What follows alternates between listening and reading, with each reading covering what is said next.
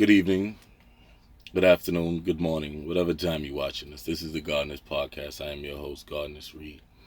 And today, we're going to speak about finances, investments, real estate, regentrification, right?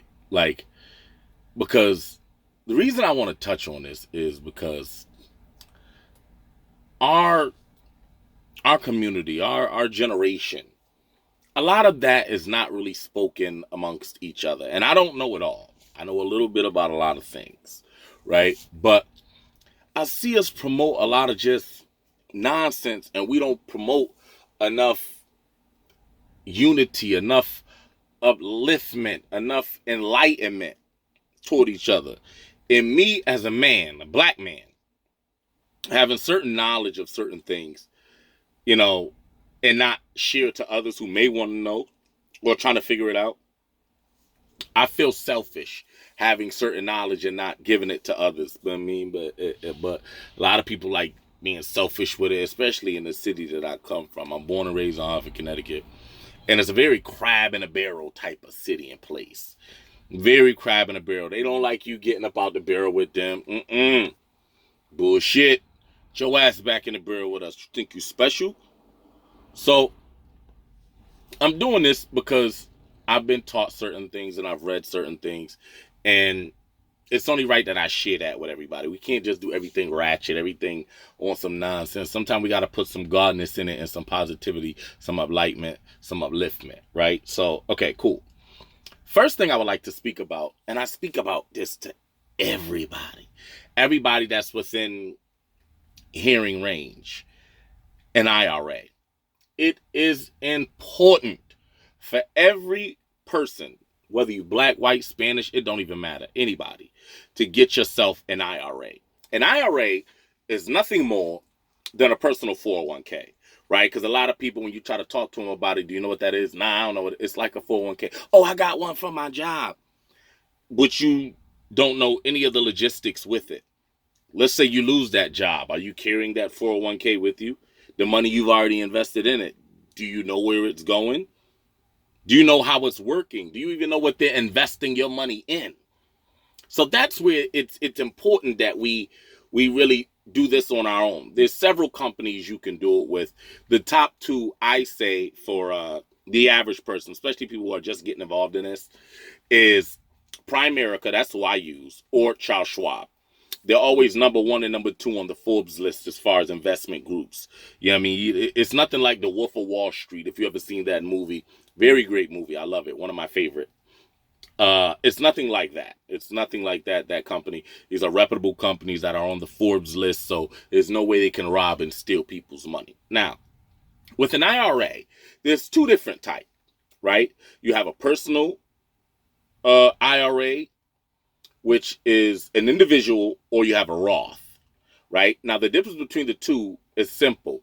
With the individual, let's just say hypothetically, at the end of 20 years, you have $200,000 in the account. With an individual, you have not yet paid taxes. With a Roth, whatever money you put in weekly or monthly, you pay taxes on it immediately. So at the end of the 20 years, if you have $200,000 in that Roth, that is what you have to get.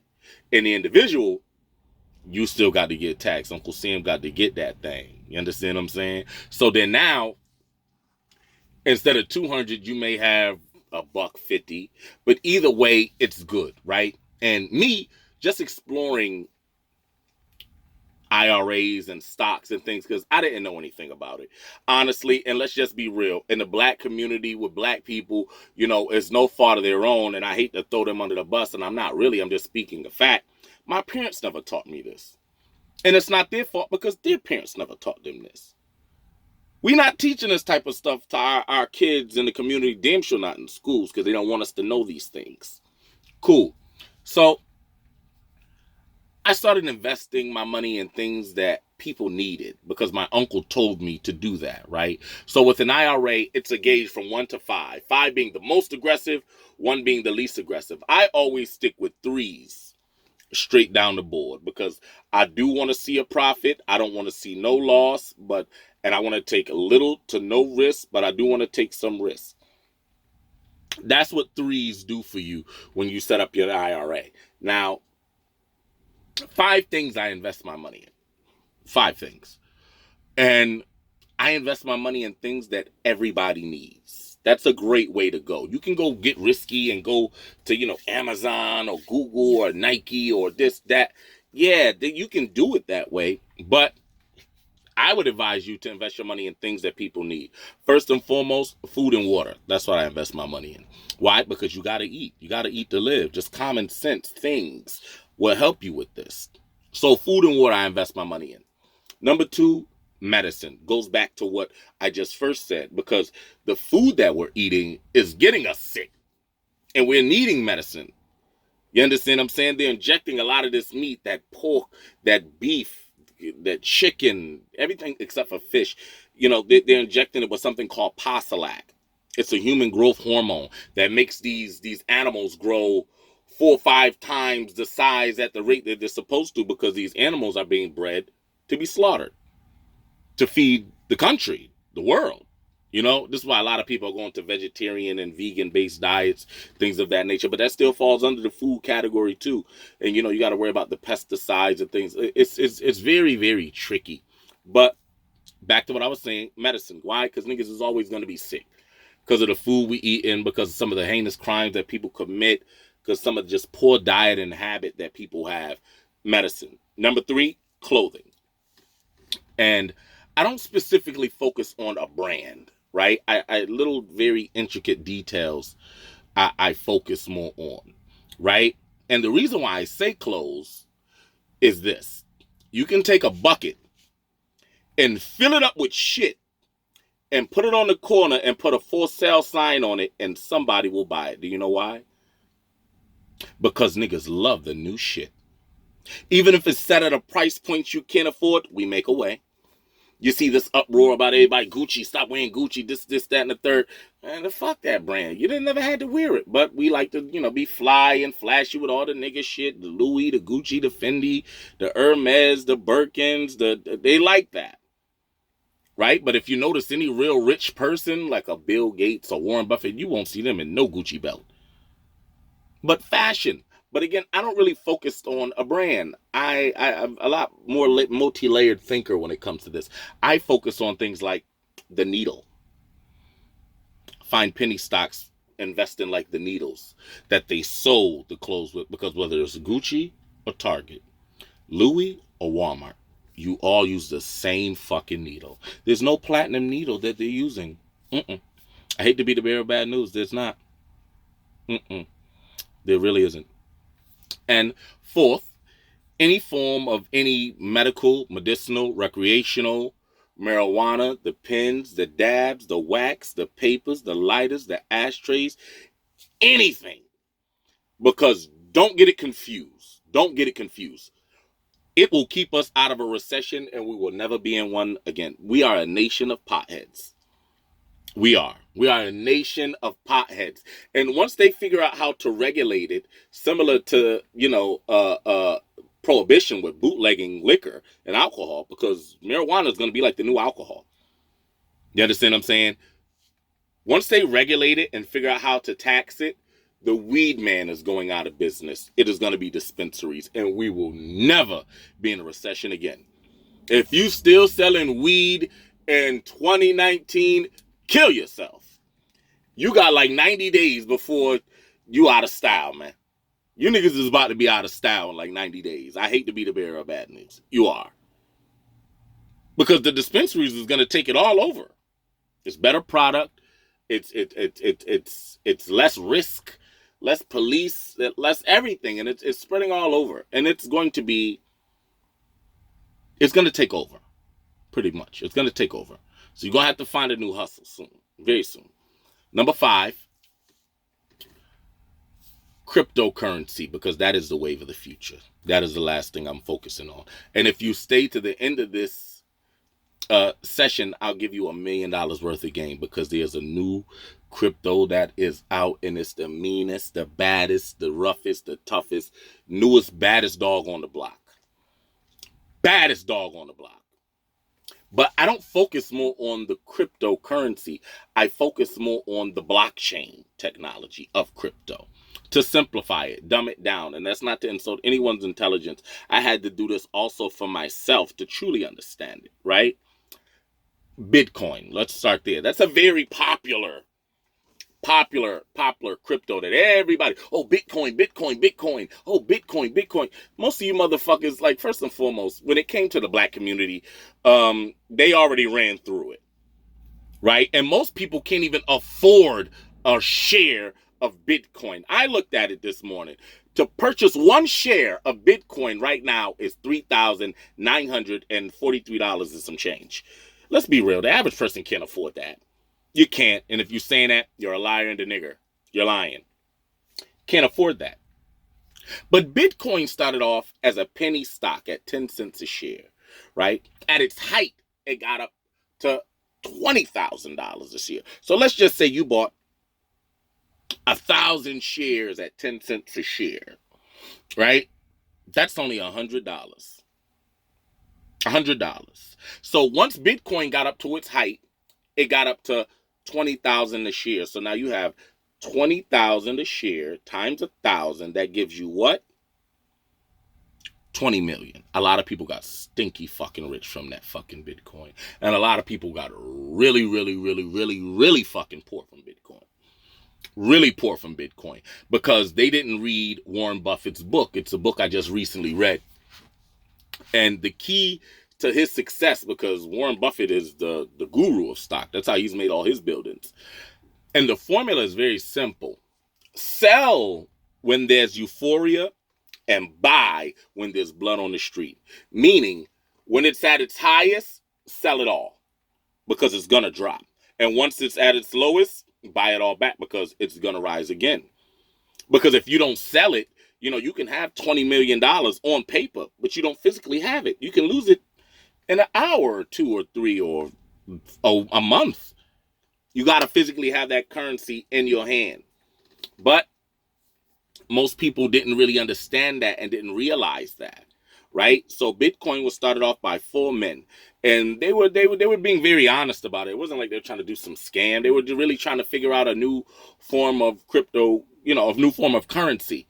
But the firewall, let's just say the defense mechanism that they had to safeguard the Bitcoin, it wasn't strong enough, and some hackers could get through to it. Not all, some, right? So a lot of people were able to steal a lot of people's Bitcoins, and that's also what made the stock crash and fall like a drop, like a bad fucking habit. It dropped like a bad habit. Dropped like a bad habit, man. And also, what also really made the stock drop is the fact that the government didn't like it. Why? Because cryptocurrency is tax-free. There's a way around it. I'm not going to tell you, but there's a way around it. I'll tell you at the end. There's a way around it. I'll just say that. In America, they don't like that. No country likes that. No. If a person really thinks that cryptocurrency, well, for one, it is going to take over the world. That is going to be the number one form of currency. But it is not going to take over, especially a Bitcoin, in any way, shape, or form, no fucking time soon. It'll never work because it can't be taxed. It'll never work. Do you really think the United States government is going to allow their dollar to be comparable to Jamaica's money by a cryptocurrency? It'll never fucking happen. Do you think the Europe and the euro will let their money become a peso, equivalent to a peso in Mexico? It'll never fucking happen. The Chinese will let the yen be compared to the money in Haiti? It'll never fucking happen. It'll never happen. Why? Because they're greedy. It will become the dominant form of currency once the government creates their own. And they're creating their own, well, the United States, with the new crypto that I'm mainly invested in. And I'm about to give you $1 million worth of game. It's called Digibyte. I just let you in on a little secret. When I first got onto it, it was less than 10 cents a share, less than 1 cent a share, excuse me. It was at 0.778. Since I've invested in it, it's now at 1.432. So it's over a cent now. I just want to see that shit get to like $5, $6. And I'm cashing out. I'm cashing out. Fast, soon, and in a hurry. That's going to keep us out the projects forever. Forever. Because Digibyte, it's so much more complex than Bitcoin. See, Bitcoin, there's so many different fucking cryptos. When a person speaks about Bitcoin, they try to sound, oh, I'm going to get some Bitcoin. First of all, you can't even fucking afford it, for one. Two, you know nothing about it. They've raped and pillaged it. And three, it's not doing anything. And it's not secure enough. It's not secure enough. Digibyte is so much more complex than a cryptocurrency.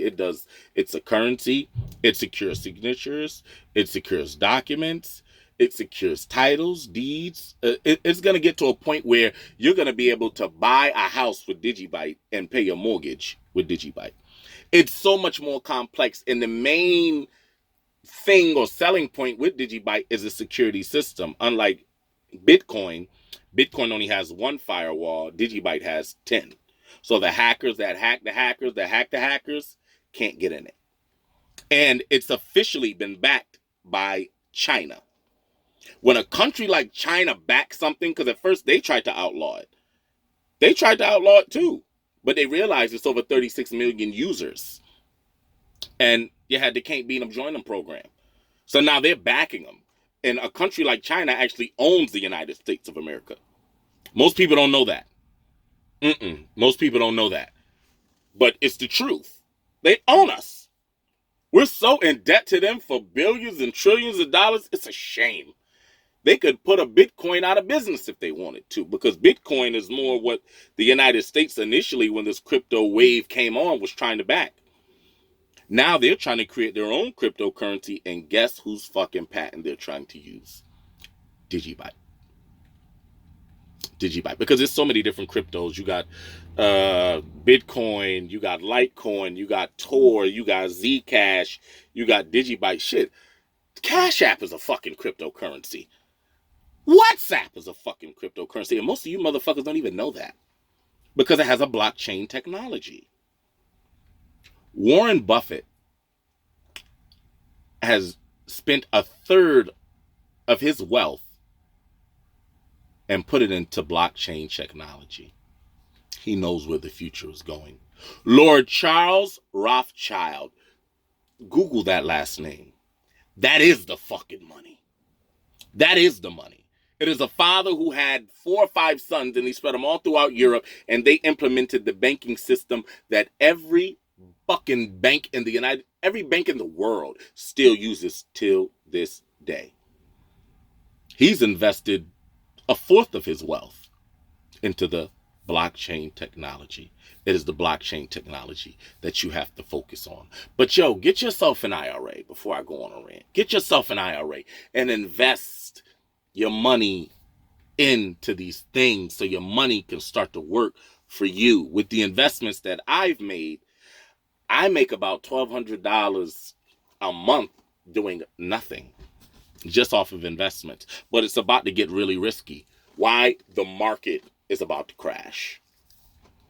It tells you that. If you watch the Dow and and read the Nielsen report the way I do, you see it. It's coming. They're telling you that it's coming. The housing market is about to crash. Whether you know it or not, if you got some equity in your home, get it the fuck out. Because right now it's a buyer's market, and we're about to be in a seller's market, and that's when I'm going to cop.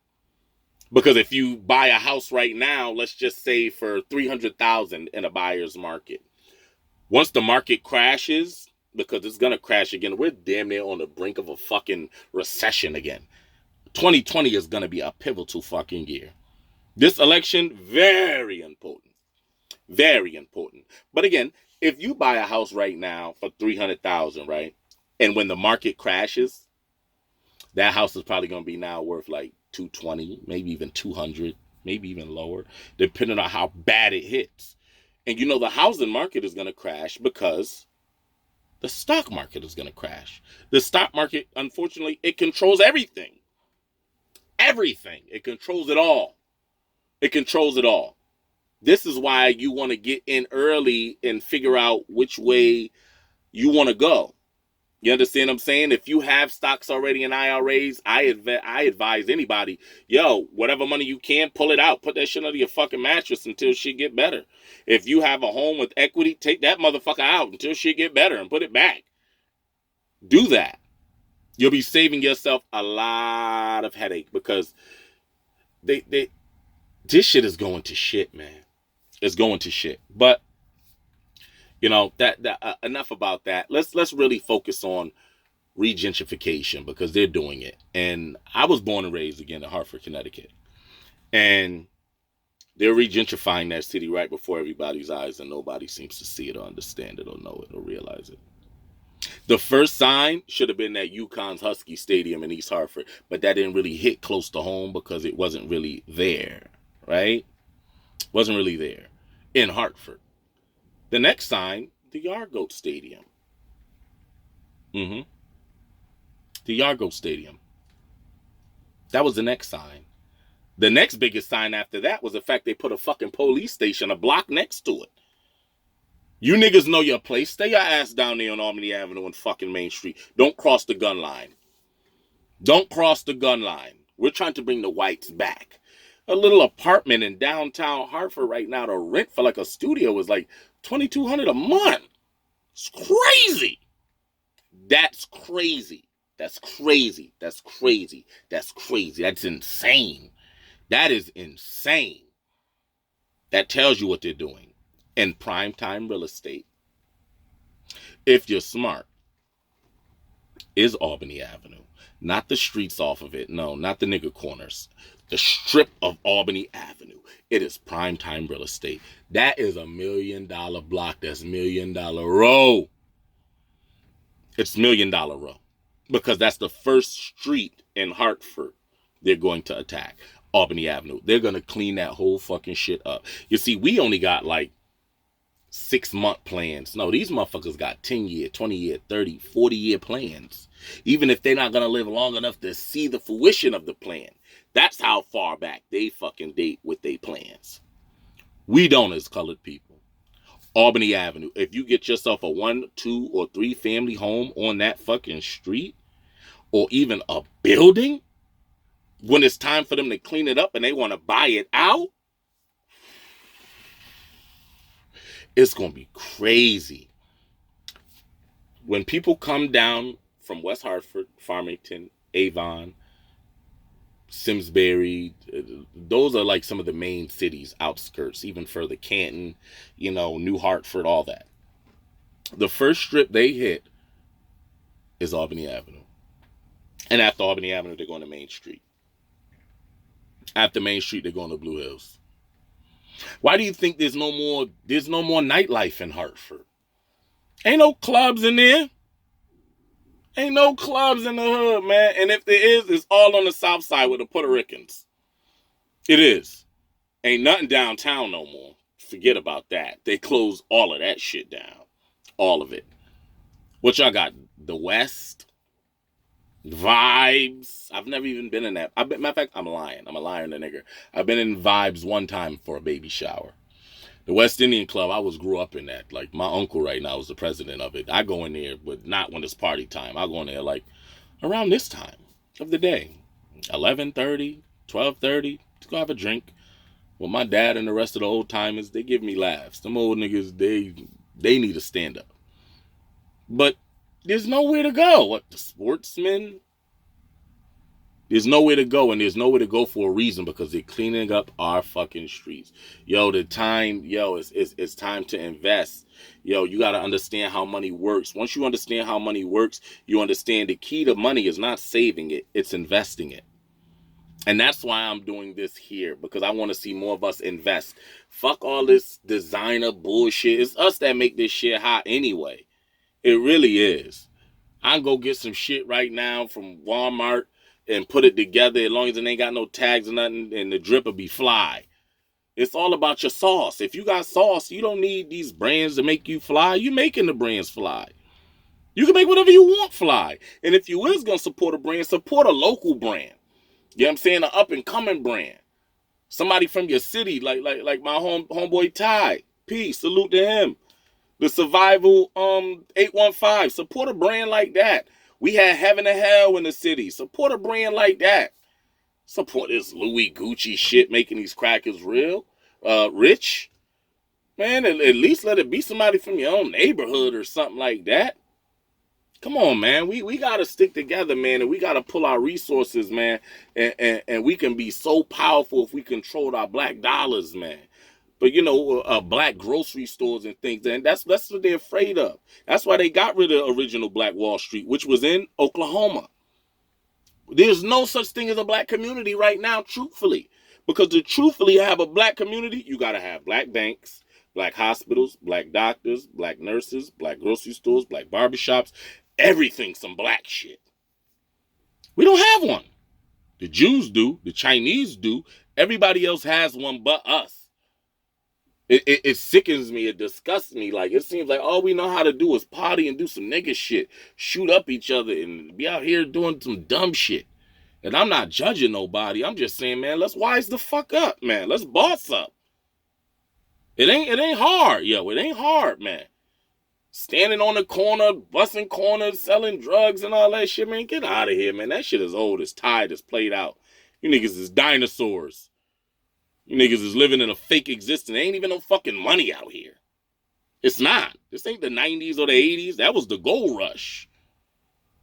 Man, it's over for that shit. It's a gold rush now, and that gold rush is technology, investments, and figuring out LLCs and S-type corporations and things like that. Yo, we got to do more of that, man. We got to get more entrepreneurial spirits and more businesses. Anybody I see trying to start something, I salute them.